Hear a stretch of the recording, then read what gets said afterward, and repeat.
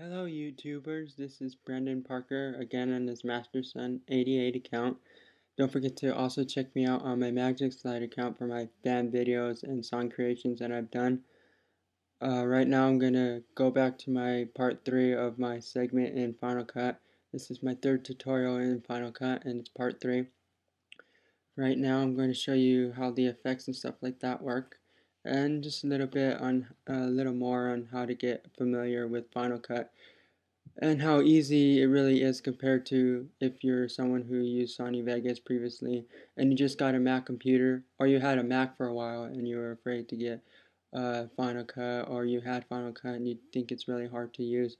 It's really not that difficult as long as you get used to all the features and stuff like that, and just get yourself familiar with it and practice around with making videos and stuff with it. Doesn't matter what it is, fan videos or whatever you recorded off your camcorder. So hopefully I can show you how easy it really is in this part 3. I'm going to show you all the effects and a little bit how to manually add a watermark. So we're going to start that right now. This is from my previous project in part 2 that I just started. First I'm going to delete my username, my watermark or whatever that I just started in my part 2, and I'm going to show you how to manually do it. First you're going to go to effects, and I'm going to manually show you how to do your watermark. Video generators are your text. I would say text, and we're going to double click the text. This would be your sample text. This is how you manually add your watermark.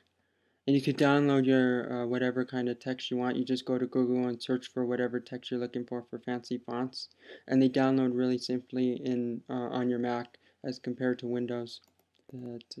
Okay, this is how you go. You go to Controls, and Controls you can manually add your watermark. This would be this account or my other account, which is Magic Slider, but I'm going to do this account since the tutorial is under this account, and I'm going to. My favorite font that I've downloaded is from my favorite heavy metal band called Bring Me the Horizon, and that font is called Shotgun Clan. It's right here. Okay. And I'm going to go to video and I'm going to drag it in here so that it would be right there. Okay. And I'm going to right here. There it is, it's showing. Okay, now I'm going to go to Controls. I'm going to highlight it and I'm going to change the color of it. I'm going to change it to black.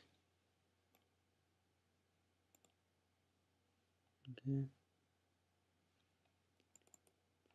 I'm going to click it, and then you make sure it's double clicked and it's on here to change it, or else it won't change at all. So you got to make sure it's double clicked, and then you can change it, or else it'll just be changing whatever's in there, and then you have to drag it back down in there if you haven't double clicked it yet.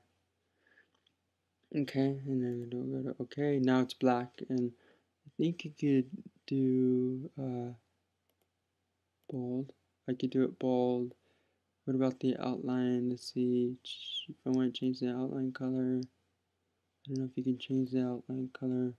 I haven't really tried manually adding my watermark because I created mine in Photoshop, so I don't really haven't really messed around with this that much. But you just play around with it, and you can like change it. I change it to like 70 and probably make it to, because it's different than my watermark. I do it to like 36. Then I go to motion and I go to about -460 on the arch. Oh, and 260 right here. I don't know why it's not moving it. Should it be moving it? Okay, there it goes.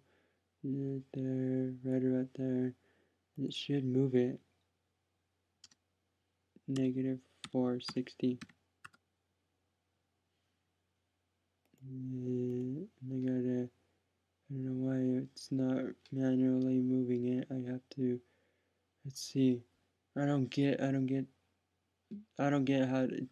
that's why I say it's easier if you created it in Photoshop. I really haven't messed around with you just play around with these features, occupancy, if you want it to be lighter or whatever. You can play around with the drop down shadow, the motion blur. You just play around with that a little bit if you want it to have motion blur, but I don't want it to have motion blur because it's not really going to be moving or anything. And mostly, if then too, you can also change the which I would you could change the size of the video because to the actual size of your project, because you can see there's a little bit of black showing right in here. So I'm going to change the size of that and just bring it in just a tad right there, and it looks pretty good. I'll leave it like that. And you go to just motion on it. Make sure it's double clicked as well. Anything that you're trying to work with right in here in this little window, you make sure it's double clicked, or else you'll have to delete what's in your timeline and then drag it down in here, and then you'll be doing too much work. So just make sure it's double clicked when you want to do changes to it, even with the audio as well if you want to change it or whatever.